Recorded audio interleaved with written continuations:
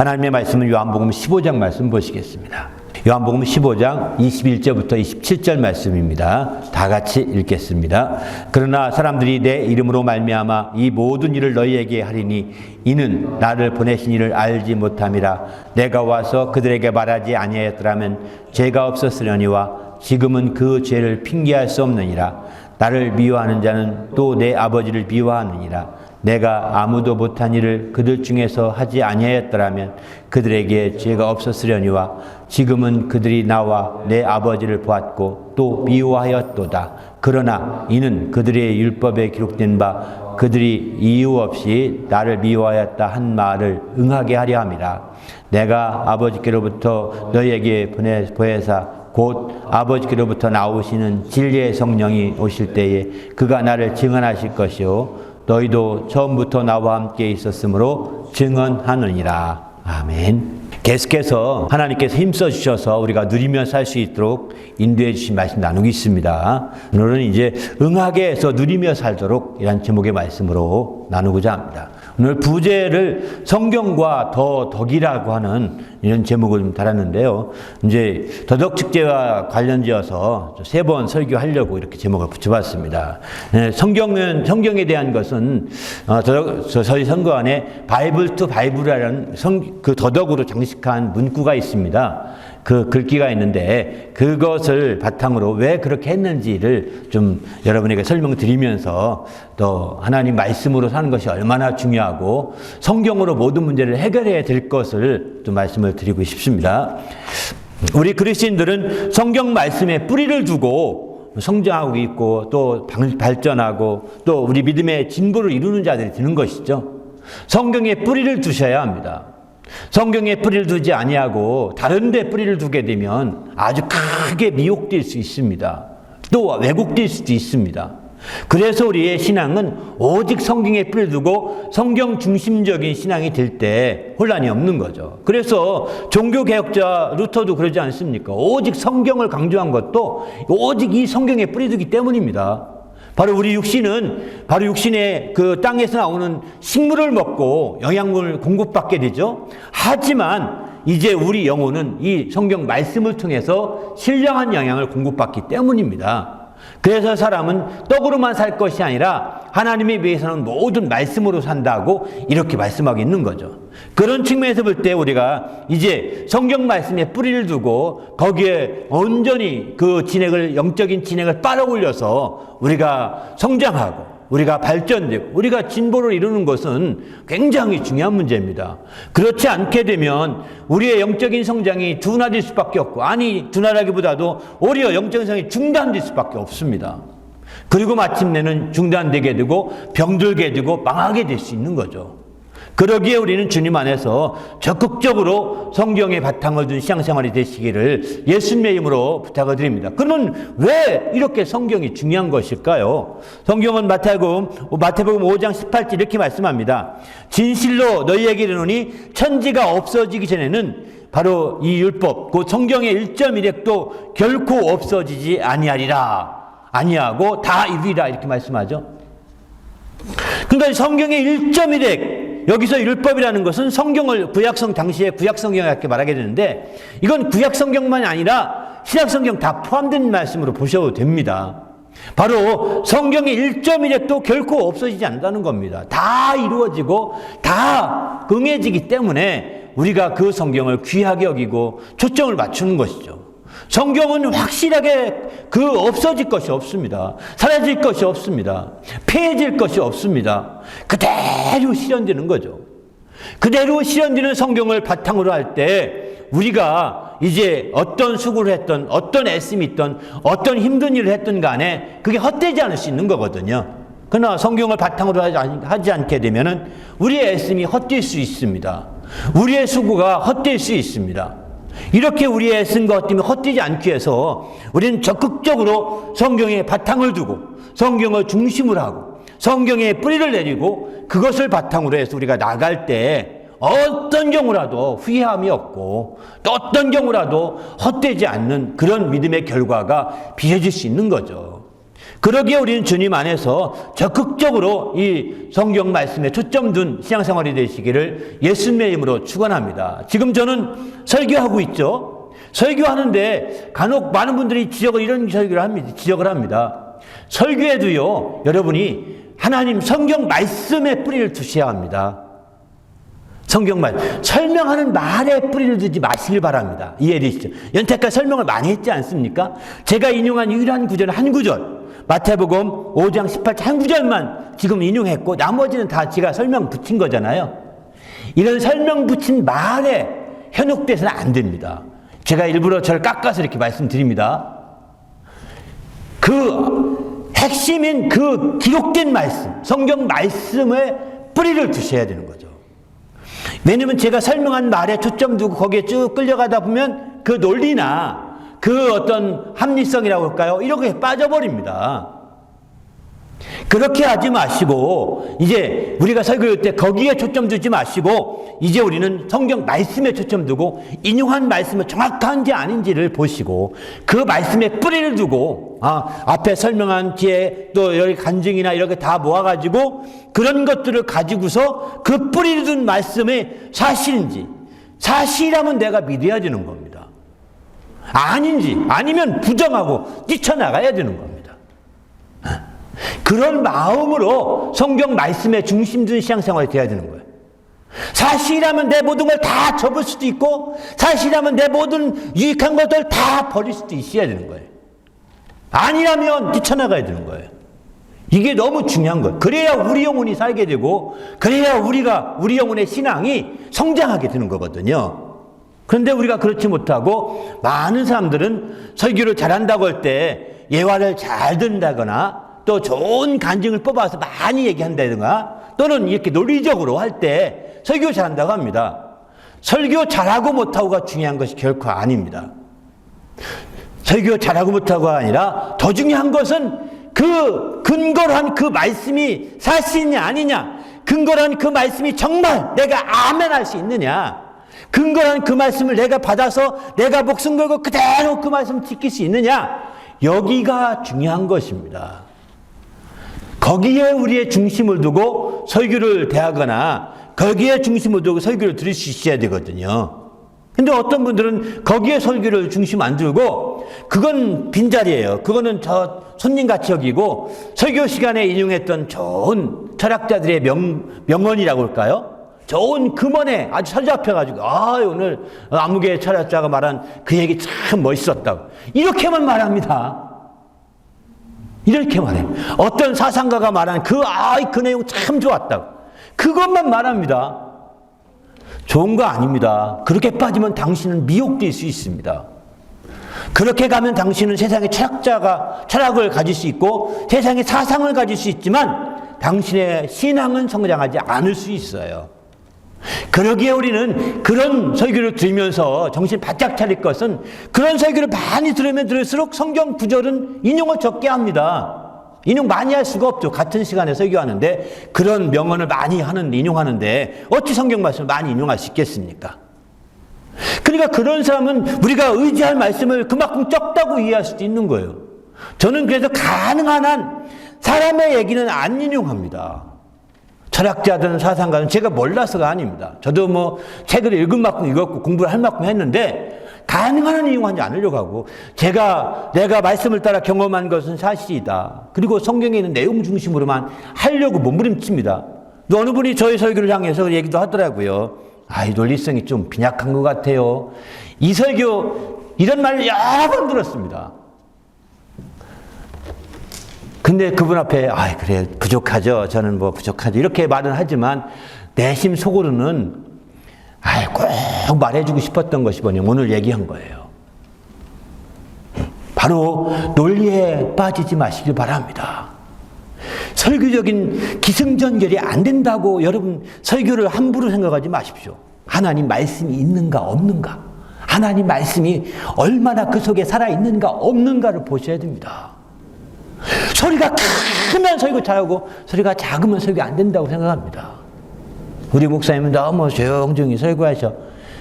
저도 이렇게 사실 조용조용히 설교하는 편이거든요. 요즘에는 좀 나이가 들면서 가끔 흥분도 해가지고 막 큰 소리로 치는데요. 일부 예배 때는 큰 소리로 좀 쳤습니다만은, 그러면 설교 막 뜨겁다고 이럽니다. 절대 현혹돼서는 안 됩니다. 현혹이라는 말을 저는 잘 안 쓰는데 잘못하면 현혹되는 거예요. 모양 따라가면 현혹되는 겁니다. 성경 말씀 따라가야 되는 거지. 그런 겉모양을 따라가시면 겉멋들게 되고요. 당신 영혼은 그만큼 피폐해져 가는 겁니다. 그만큼 영혼이 무너져지는 겁니다. 바로 자기 영혼을 위해서 성경 구절의 말씀을 확실하게 붙들고 그 말씀이 아멘 할 수 있으면 그 말씀 때문에 우리가 온전히 한 구절의 말씀이라도 내가 그 말씀을 설교해서 그 말씀을 건질 수만 있다면 우리는 할렐루야인 겁니다. 여러분 지난주에 설교에서 한 구절 말씀 생각나시는 게 있습니까? 생각이 안 나실 거예요. 아마 대부분은. 한 주간 그 말씀이 자기를 주장하고 있으십니까? 아마 쉽지 않으실 것입니다. 그러나 정말 말씀 중심으로 했다면 그게 다를 것입니다. 여러분 성경 구절 몇 구절 외우신 적 있습니까? 이렇게 말씀을 계속 한 주간에 말씀 중심으로 막 그렇게 살았으면 외우지 말래도 외워져요. 억지로 암송하라는 게 아닙니다. 그런데 제대로 한 구절 제대로 외우는 이렇게 말할 수 있는 성경 구절이 별로 없지 않습니까? 꼭 어디 찾아봐야 되고 그렇지 않습니까? 왜 그럴까요? 우리는 성경 말씀에 초점 둔 신앙생활이 아니라 어떤 간증에 초점 두거나 큰 소리에 초점 두거나 논리에 초점 두거나 다른 사상과 철학에 초점 두거나 세상적인 가치관을 가지고 설교를 대했기 때문에 그런 겁니다. 설교에 대한 가치관을 좀 바꾸시길 부탁드립니다. 그래서 정말 하나님 말씀이 어디든 살아있거든요. 천주교가 알다시피 정말 우리가 부정적으로 많이 얘기하지만 거기도 하나님 말씀이 살아있는 곳 중에 하나입니다. 전 부정하지는 않습니다. 요한계시록에 나오잖아요. 천주교 같은 교회 모습을 자세히 얘기도 하지 않습니까? 거기도 하나님 말씀이 거기서 하나님 말씀을 붙들려 사는 것이고 그렇지 않으면 천주교의 의식에 빠져서 멸망해 가는 겁니다. 하나님 말씀 붙든 데는 다 살 수 있습니다. 그러나 의식에 빠지거나 그런 어떤 형식에 빠지거나 그런 어떤 세상적인 방식에 빠져버리면 살 길이 없어요. 그런 사람들은 아무리 좋은 교회 가더라도 하나님 말씀을 붙들지 않으면 살 수가 없어요. 하나님 성경에 있는 하나님 말씀을 꽉 붙들고 그 말씀이 중심이 되어 사시는 성도가 되시길 바랍니다. 왜? 그 말씀은 반드시 이루어지고 반드시 응해지기 때문입니다. 오늘 제목도 응해서 응해진다 이런 표현을 하고 있죠. 응해지기 때문에 응해진다는 것은 이루어진다는 것입니다. 그래서 오늘 본문도 보게 되면 이렇게 말씀하죠. 율법에 기록된 바 내가 한 미와 이 말이 응하게 하려 함이라 이러지 않습니까? 응해지는 거예요. 하나님 말씀은 반드시 응해집니다. 이렇게 응해지는 정말 이루어지고 응해지기 때문에 우리가 그 말씀을 귀히 여기고 그 말씀에 뿌리를 두고 그 말씀 중심으로 한 신앙생활을 하는 것이죠. 우리가 모두가 하나님 말씀에 정말 이루어지는 그 말씀을 항상 뿌리를 두고 그 분명한 열림에 맺어지는 그 말씀으로 항상 중심에 두고 응해주는 그 말씀으로 항상 근거를 삼아서 사는 성도가 되시길 바랍니다. 할렐루야. 그럴 때 우리 영혼이 살고 우리 온 가족의 심령이 다 살아갈 수 있는 겁니다. 우리 모두가 그저 형식적으로 그냥 지나가는 삶보다는 이렇게 말씀 중심의 그런 신앙생활이 되시길 다시 한번 부탁드립니다. 그래서 말씀으로 시작해서 말씀으로 끝나고 성경으로 시작해서 성경으로 마치는 삶이 돼야 되는 거죠. 그래서 저희 선교 안에 바이블 투 바이블이라고 하는 것을 이렇게 그 글귀로 더덕으로 그런 글귀를 장식하려고 했던 것도 바로 그런 취지가 있는 것이죠. 바로 성경 말씀으로 살자는 것입니다. 그래서 오직 성경 말씀으로 돌아가자는 것입니다. 인간의 말이 아니라 성경 말씀으로 돌아가자는 것입니다. 어떤 논리적인 얘기가 아니라 오직 신령한 말씀으로 돌아가자는 것입니다. 그래서 마침내 그것이 우리가 살 수 있는 길인 거죠. 왜? 그 말씀은 이루어지기 때문입니다. 그 말씀은 성취되고 그 말씀은 응해지기 때문입니다. 오늘 성경에 우리 주님이 응하는 이 성경에 기록된 말씀을 크게 두 부류로 얘기합니다. 선지자로 하신 말씀이라고 표현도 하고요. 또 기록된 말씀이라고 표현도 합니다. 성경에 기록된 말씀, 성경의 말씀을 선지자로 하신 말씀 이렇게 표현도 합니다. 또는 기록된 말씀, 기록된 바 이런 표현 쓰죠. 기록된 말씀으로 크게 이렇게 두 부류로 얘기해야 되는데, 선지자로 하신 말씀을 강조한 성경이 어디냐면 복음서 중에서 마태복음이 그렇습니다. 마태복음은 선지자에 대해서 아주 집중적으로 얘기하고 있습니다. 마태복음 선지자로 하신 말씀에 대해서 15번이나 전체 나오는데 복음서에 그 중에 마태복음만 12번이 나옵니다. 12번. 다른 복음서는 3번밖에, 누가복음에 1번, 요한복음에 2번 이렇게 나옵니다. 오직 마태복음만 선지자가 예언한 말씀을 다 인용해서 이 말씀이 이루어졌다. 선지자가 이렇게 예언했는데 이 말씀이 응해졌다. 선지자가 이렇게 이 말씀이 다 성취되었다. 이루어졌다. 이런 식으로 다 계속 인용해서 말씀하고 있습니다. 놀랍죠? 반면에 기록된 말씀이라는 것은 요한복음이 강조하고 있습니다. 요한복음이 강조하고 있는데, 요한복음에 보게 되면은 이 성경 그 기록된 말씀에 대해 강조하고 있는 것이 벌써 46번에 대해서 복음서에 전체가 나옵니다. 기록된 말씀에 대해서. 근데 요한복음이 15번 이렇게 나오게 됩니다. 가장 많이 나오죠.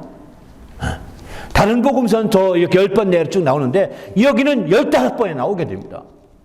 그리고 또 요한복음에서는 성경이라는 단어 있죠. 성경. 우리가 많이 쓰는데 성경이라는 단어를 가장 많이 그런 용어로 사용해서 기록하고 있습니다.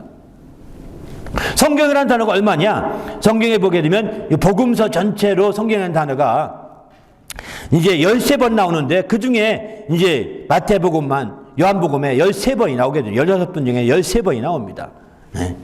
그러니 이제 얼마나 중요합니까?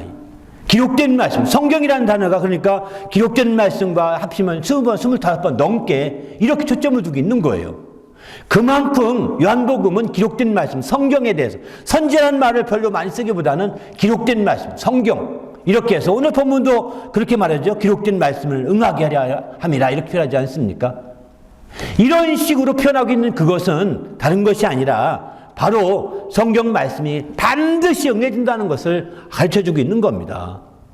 그래서 이런 성경이 다 이루어져서 바로 이루어진 것이 예수 그리스도의 삶이었다. 또 예수 그리스도의 삶을 통해서 다 이루었다라고 강조하는 거죠. 사실 다른 종교들과 우리는 기독교를 많이 비교합니다. 그냥 가장 비교해야 되는 것은 예언이 되었고 이미 수천년 전부터 예언이 되었고 그 예언을 성취했다는 것이 가장 큰 차이점입니다. 다른 성경, 다른 종교의 경전들은요, 사후에 다 기록한 거거든요. 사후에 그 제자들이나 사후에 다른 사람들이 다 기록한 것이죠. 그런데 예수님은 바로 우리 기독교는 후가 아니 사전부터 이미 다 기록되기 시작했다는 겁니다. 그분이 돌아가시기 전부터 이미 다 기록됐고 이미 다 예언됐고 그것을 그분이 다 이루셨고, 물론 신약 같은 경우는 사후에 기록한 것이죠. 그런데 이렇게 바로 그분이 먼저 죽기 전부터 이미 일어나, 주님이 오늘 본문도 이렇게 말씀하지 않습니까? 내가 지난주에 말씀드렸던 것처럼 바로 내가 지금부터 일이 일어나기 전에 미리 일러주는 것은 일이 일어날 때 그 미리 알게 하려고 했다고 그러지 않습니까? 그런 측면에서 볼 때 일이 일어나기 전부터 먼저 주님은 자꾸 일러주시는 거예요. 예언하시는 겁니다. 그래서 그 일이 벌어졌을 때에 그 일을 통해서 그분이 예수 그리스도를 믿게 하고자 함이었다고 요한복음 13장 19절은 그렇게 말씀하고 있습니다. 그런 점에서 볼 때 우리가 이제 정말 우리가 성경에 응해졌다는 사실을 확실하게 아는 게 왜 그렇게 중요하냐? 그걸 알아야 예수를 확실하게 믿을 수 있거든요.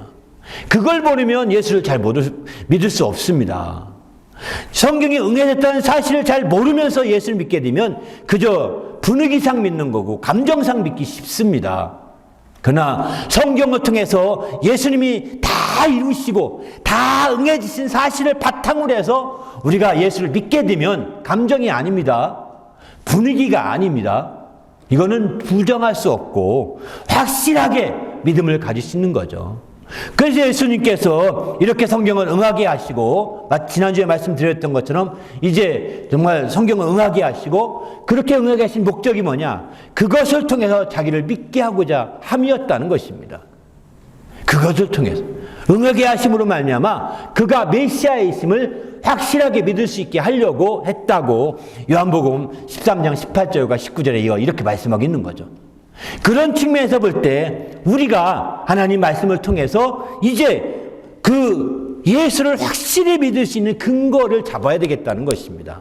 여러분, 우리가 믿음 생활하면서 그냥 믿음 생활하면서 성경을 읽고 많이 듣고 공부도 합니다. 하지만 확실한 그런 근거를 바탕으로 해서 믿음이 생겨지지 않으면 형식적인 거거든요. 세상 공부하듯이 한 것에 불과한 거거든요. 세상 방식으로 접근한 것에 불과한 거거든요. 그런 방식이 아니라 거기서 믿음이 생기도록 거기까지 가야 되는 겁니다.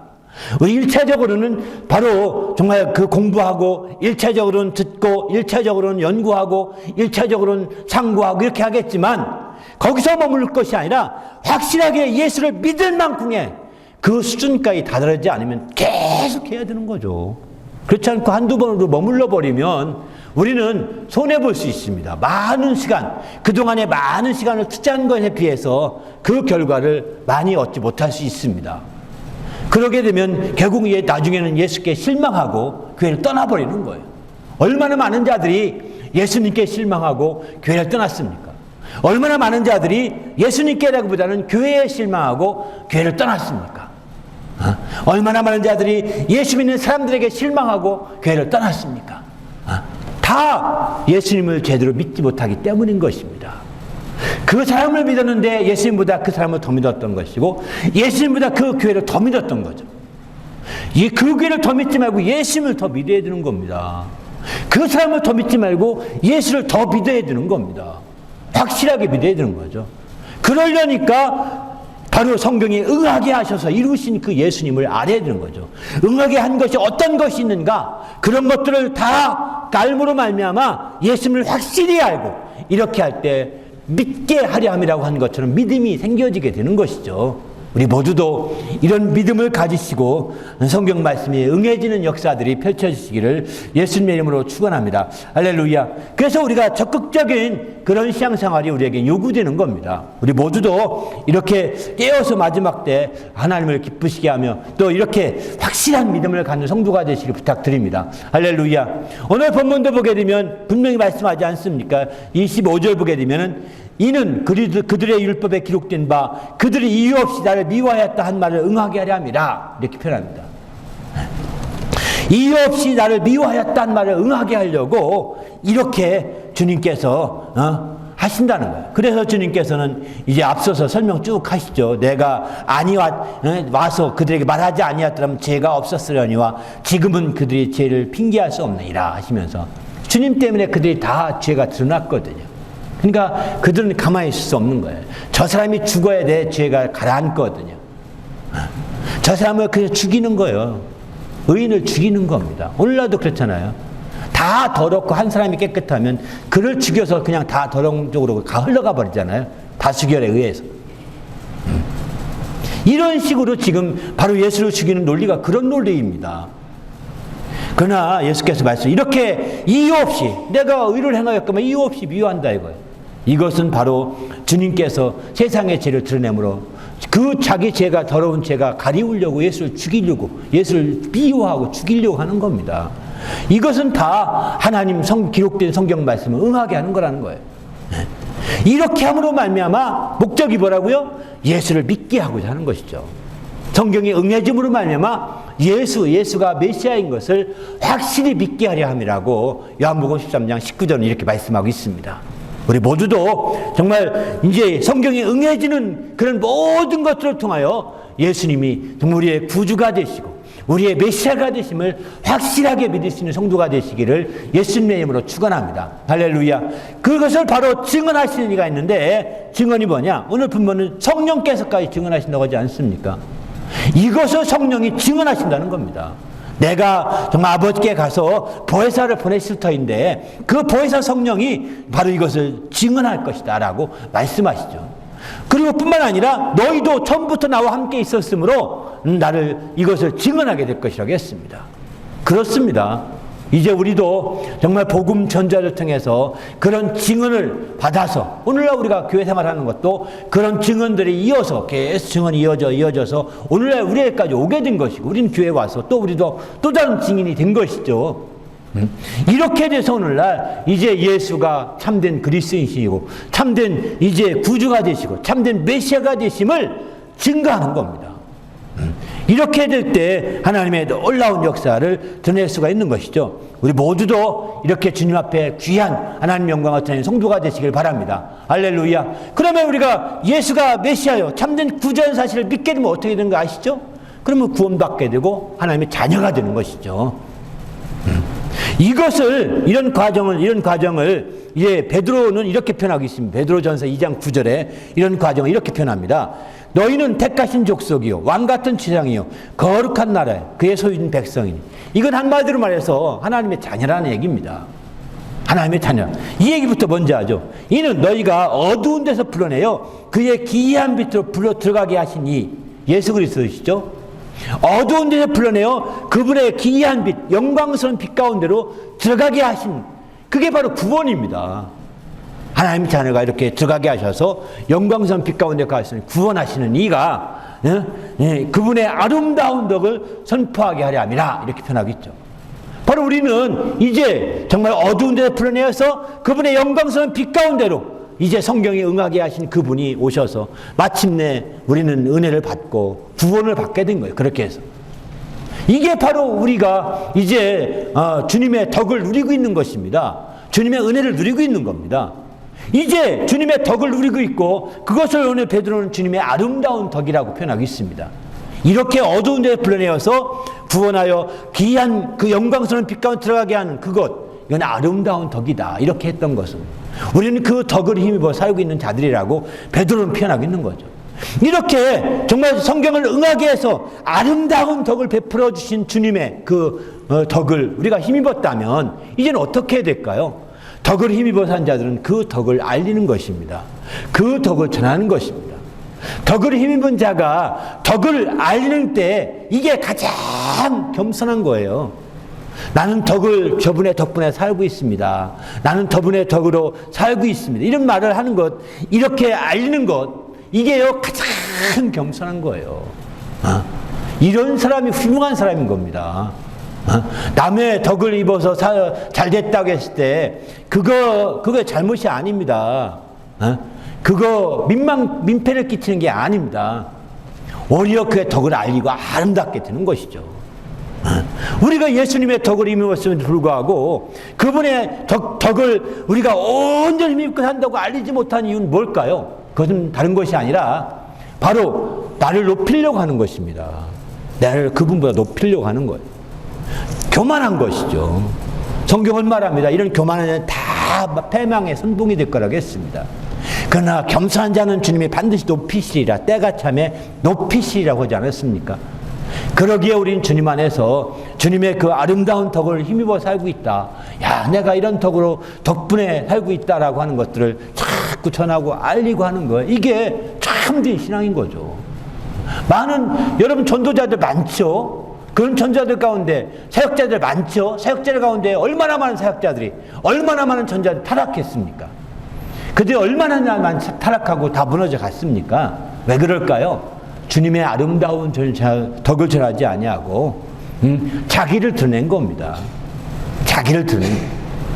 주님의 아름다운 덕, 내가 그 덕분에 살고 있고 내가 그 덕으로 살고 있다는 걸 겸손하게 자기를 갖추고 자꾸 드러내야 되는데 그거 없이 내가 얼마나 기도했는지 아십니까? 내가 얼마나 이것 때문에 얼마나 애썼는지 아십니까? 내가 이 설교를 해서 얼마나 몇 주간 몇 달간 애썼는지 아십니까? 이거요 다 자기 높이는 거예요.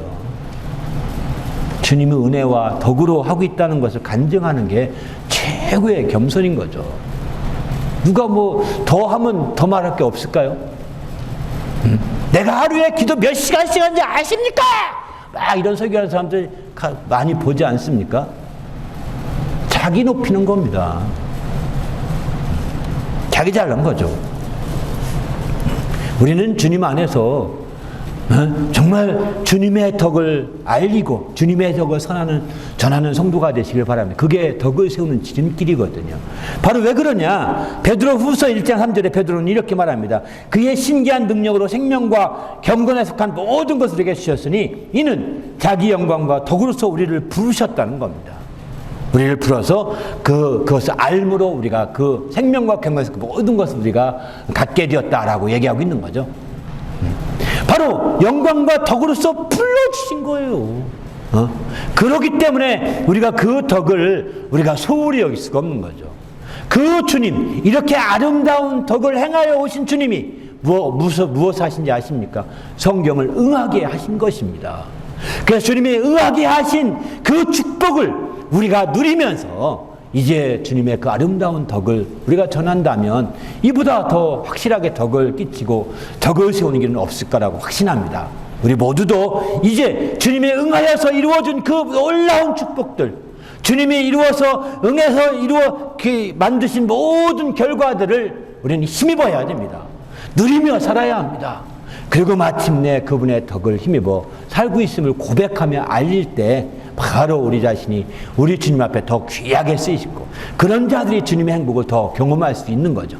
우리 모두도 이와 같은 주님의 행복으로 행복한 성도가 되시기를 예수님의 이름으로 축원합니다. 이를 위해서 무엇보다도 주님이 응하여서 정말 응해 주셔서 다 이루어 주신 그 놀라운 축복과 그 놀라운 능력들을 우리가 누리며 살아야 가능합니다. 그리고 그 덕분이라고 우리가 고백할 때 그 모든 행복은 우리에게 더 충만하게 될 것입니다.